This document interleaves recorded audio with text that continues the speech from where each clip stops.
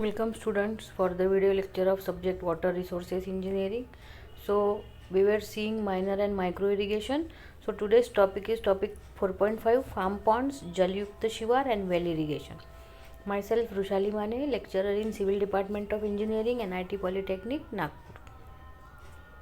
Vision of the institute: excellence in technical education to empower youth. Then mission: impart quality technical education to prepare students with excellent technical skills.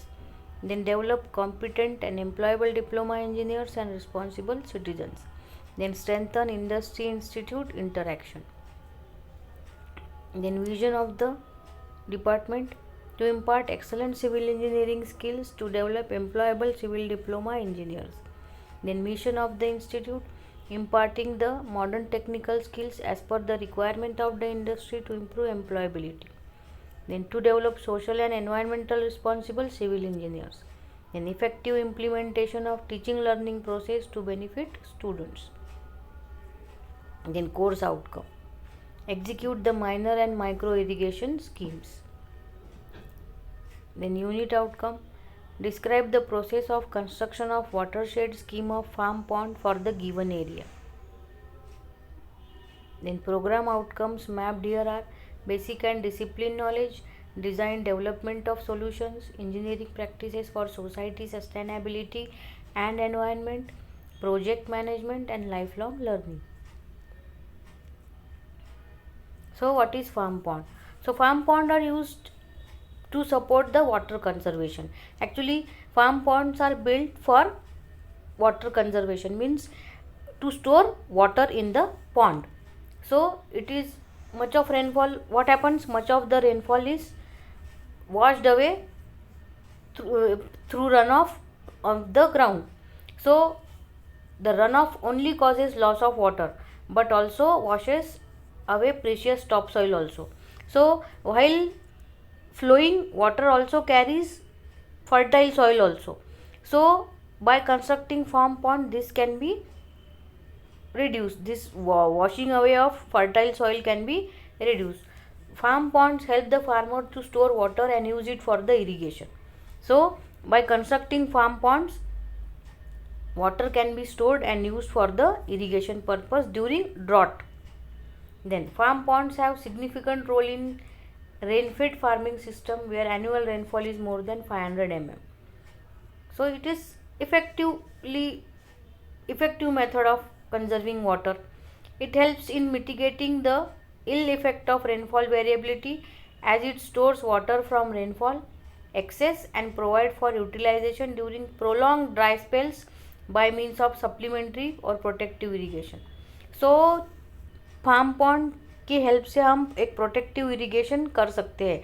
मतलब जब access rainfall होंगी तो ये farm pond में water हम store करके रखेंगे, जिससे जब ज़रूरत होगी हम वाटर यूज़ कर सकते हैं. और फार्म पॉन्ड की वजह से सूखा जो है उसका चांसेस कम हो जाते हैं. Then it also helps in pre sowing irrigation of rabi crops. मतलब जो क्रॉप्स में हमको पानी की ज़रूरत है और पानी नहीं है, तो ये बहुत अच्छी तरह से हेल्प करेगा. किसी भी सीज़न में फार्म पॉन्ड में पानी भरा रहेगा हमारा, तो किसी भी सीज़न में हम इफ़ेक्टिवली पानी का यूज़ कर सकते हैं. Then in high rainfall semi arid regions of India, farm pond can be use for multiple uses such as protective supplemental irrigation, fish culture, duck farming integrated with poultry. मतलब farm pond सिर्फ irrigation के ही काम नहीं आता, और भी irrigation के अलावा और भी चीज़ें हैं. जैसे प्रोटेक्टिव इरिगेशन तो देता ही है, फिश कल्चर भी, डक फार्मिंग भी की जा सकती है और इंटीग्रेटेड पोल्ट्री भी किया जा सकता है. Then farm pond layout. इसमें होता क्या है एक्चुअली? फार्म पॉन्ड एक डग आउट स्ट्रक्चर है, मतलब एक्सकैवेटेड स्ट्रक्चर है जिसका एक डेफिनेट शेप और साइज होता है. तो उसमें इनलेट आउटलेट होता है जो रन ऑफ को कलेक्ट करता है, जो खेतों से बहने वाला पानी है उसको कलेक्ट करता है.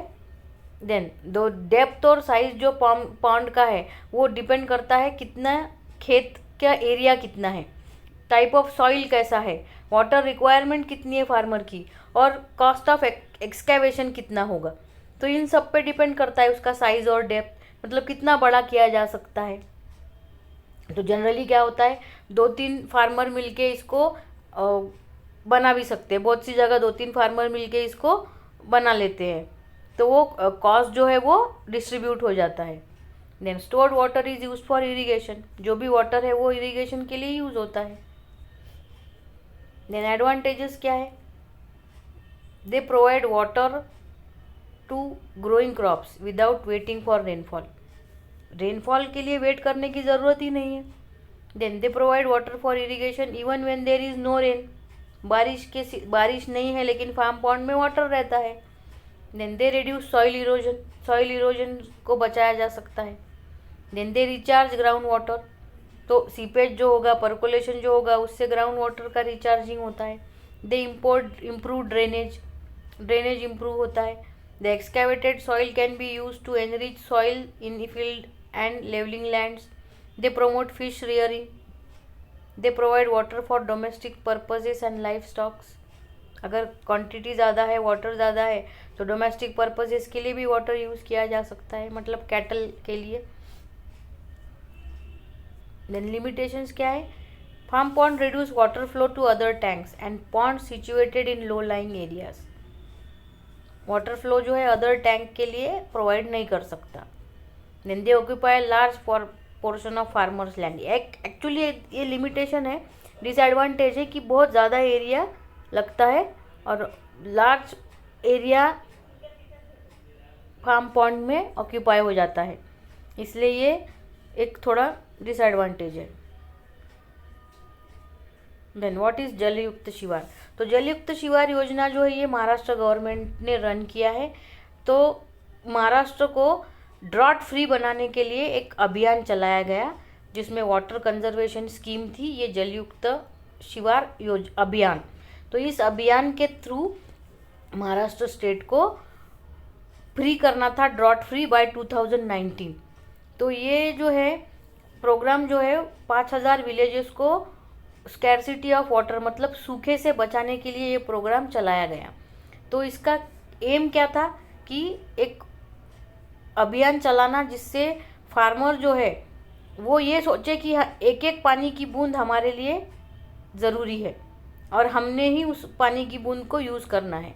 मतलब कि M of Jalyukt Shivar Abhiyan is to establish belief in a farmer that every drop of rain water is owned by me and it should percolate in my land, मतलब हर एक बूंद पानी की ज़रूरी है और मेरे लिए ही है और मेरे लैंड में वो पानी आना ही चाहिए।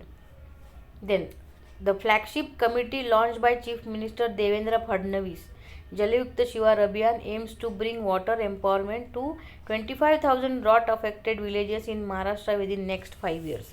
मतलब महाराष्ट्र के जो 25,000 विलेजेस है जो उनको ड्रॉट फ्री करने का एक एम चलाया गया। देन इसको इनिशिएटिव लेने वाले जो मिनिस्टर थे वो थे मिसेस पंकजा मुंडे। देन ये स्कीम जो है बहुत ही स्ट्रांगली चल रही है विलेजेस में, जिसका इंफ्रास्ट्रक्चर जो है और प्रोग्राम जो है एक बहुत ही लार्जेस्ट इनिशिएटिव है गवर्नमेंट की तरफ से, जिसमें पब्लिक का पार्टिसिपेशन भी बहुत इफ़ेक्टिव है, मतलब पब्लिक ने बहुत ही होल हार्टेडली पार्टिसिपेट किया है ये स्कीम में।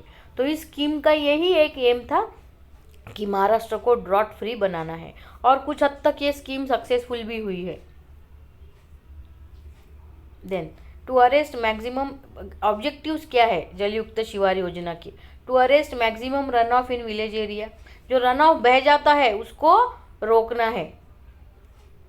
Then to create decentralised water bodies, decentralise मतलब पहले रिवर ही होती थी एक ही वाटर बॉडी, लेकिन ये जलयुक्त शिवार मतलब हर जगह पर वाटर बॉडीज, अगर ये रन ऑफ का वाटर पॉन्ड बना के मतलब जलयुक्त शिवार में एक्चुअली क्या होता है कि पॉन्ड ही बनाए जाते हैं, फार्म पॉन्ड्स।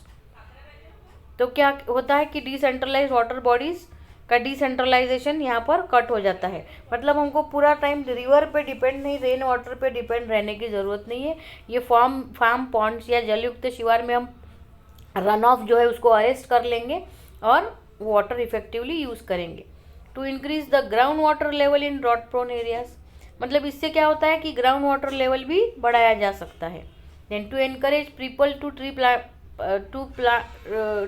प्लांटेशन, मतलब ट्री प्लांटेशन का लोगों को अगर इम्पोर्टेंस पता चला तो लोग ट्री प्लांट करेंगे और उससे क्या होगा, रेन वाटर बढ़ेगा। तो ये एक स्कीम रन हुई है to create new structure of water conservation in the state. तो एक न्यू टेक्निक से, जलयुक्त शिवार एक न्यू टेक्निक से वाटर कंजर्वेशन की एक टेक्निक चलाई गई in the state of Maharashtra. इसका स्लोगन क्या था, waterfall for all drought free Maharashtra, ये स्लोगन था। Then establish on 26 January 2016। Website है इसकी wcd.maharashtra.gov.in।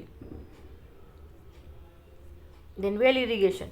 वेल इरीगेशन क्या है, वेल क्या होती है, it is a hole dug in the ground to obtain the subsoil water. An ordinary well is about 3 to 5 meters deep, but deeper wells up to 15 meters are also dug. This method of irrigation has been used in India from time immemorial. मतलब well irrigation जो technique है irrigation का, ये कई अरसों से चला आ रहा है। तो अलग अलग मेथड है लिफ्ट इरीगेशन, वाटर को ग्राउंड से लिफ्ट करने के। तो जो वाइडली यूज मेथड्स है पर्शियन व्हील, राहट एंड चारस, ये जो है 3 इफेक्टिव मेथड है जो वाइडली यूज होती है। Then the tube well is a deeper well, generally over 15 metres deep tube well भी होता है, from which water is lifted with the help of pumping set operated by an electric motor और a diesel engine. तो हमने पहले ही पढ़ा है lift irrigation क्या है। तो ये वेल इरीगेशन या ट्यूब वेल इरीगेशन जो है ये लिफ्ट इरीगेशन का ही एक मेथड है। देन वेल इरीगेशन क्या है, it is gradually giving way to energized tube well, but there are many wells still in use where electricity is not available or the farmers are too poor to afford diesel oil. तो well irrigation जो है वो बहुत area में use होता है, लेकिन अभी भी स्टिल बहुत लोग हैं जिनके खेतों में कुआं तो है पर उसको ऑपरेट नहीं किया जा सकता क्योंकि पुअर है, वो अफोर्ड नहीं कर सकते डीजल ऑयल या electricity. The method of irrigation is popular in those areas where sufficient sweet ground water is available. तो ये इफेक्टिवली यूज़ किया जा सकता है जहाँ स्वीट ग्राउंड वाटर अवेलेबल है। It is particularly suitable in areas where permeable rock structure which allows accumulation of ground water through percolation. Therefore wells are seen more in areas with alluvial soils, regur soil etcetera, and less seen in rocky terrain और mountainous region. तो permeable soil, permeable rock structure जो है उसमें ही suitable होती है ताकि ground water में percolation हो सके। तो ये at present irrigation from wells and tubewells accounts for more than 60% of, मतलब मोर देन 60% एरिया जो है अपने कंट्री का वो वेल इरीगेशन से ही इरीगेट होता है। जैसे यूपी जो है लार्जेस्ट वेल इरीगेशन होता है 28%, then UP, Rajasthan, Punjab, Madhya Pradesh, Gujarat, Bihar and Andhra Pradesh account for about 3/4 of the total well irrigated area. तो सारे स्टेट में मोस्टली इफेक्टिवली यूज़ किया जाता है वेल इरीगेशन मेथड, और वो सॉइल की सूटेबिलिटी जहाँ है वहाँ इफेक्टिवली ये मेथड यूज़ किया जाता है। क्योंकि इसका एडवांटेज ये होता है वेल इरीगेशन का कि वाटर इवापोरेट नहीं होता, water can be stored. Then merits क्या है, सिंपलेस्ट मेथड है, चीपेस्ट है। Well is an abundant source of irrigation and can be used as and when the necessity arises, कभी भी कहीं भी यूज़ किया जा सकता है। Some ground water salts are useful for crops, ground water salt जो होते हैं वो बहुत सी बार क्रॉप्स के लिए यूज़फुल ही होते हैं, और सैलिनाइजेशन और फ्लडिंग प्रॉब्लम नहीं आता है, मतलब फ्लड मतलब दलदल नहीं होता और ये सारे प्रॉब्लम्स अवॉइड हो जाते हैं। And there is limit to the extent of canal irrigation beyond the tail end of the canal, while a well can be dug at any convenient place. तो कैनाल जो है वो कहीं भी प्रोवाइड नहीं होता है जनरली, तो वेल कैसे है कहीं भी डग करी जा सकती है। तो ये एक बहुत अच्छा मेरिट है इसका। Then demerit, only limited area can be irrigated. Then normally a well can irrigate 1 to 8 hectares of land. Actually क्या है, वेल का जो है लिमिटेड इरिगेशन कैपेसिटी है, कैनाल की कैपेसिटी ज़्यादा है, वेल का इरिगेशन कैपेसिटी कंपैरेटिवली कम है, तो 1 to 8 hectares of land irrigate कर सकता है। तो ये है इसका limitation. Not suitable for dry regions, तो ड्राई रीजन में जनरली यूज़फुल नहीं होगा क्योंकि सॉइल में पर्कोलेशन नहीं होता है, तो ड्राई रीजन में जनरली वेल इरिगेशन यूज़ होता ही नहीं है। ओवर यूज में lead to lowering of water table, मतलब अगर टोटली वेल इरिगेशन पे ही डिपेंड होगा, मतलब वेल का ओवर यूज हो रहा है, तो उस समय क्या होगा, वाटर टेबल जो है वो नीचे चला जाएगा, उस समय वे प्रॉब्लम देगा। So what all things we have seen today, what is mean by farm ponds, उसके advantages disadvantages, what is Jalyukt Shivar Yojana and what is well irrigation. Then assignment, describe farm ponds, what are the advantages and disadvantages of well irrigation, what are the objects of Jalayukta Shivar. So this was all about today's lecture, so thank you.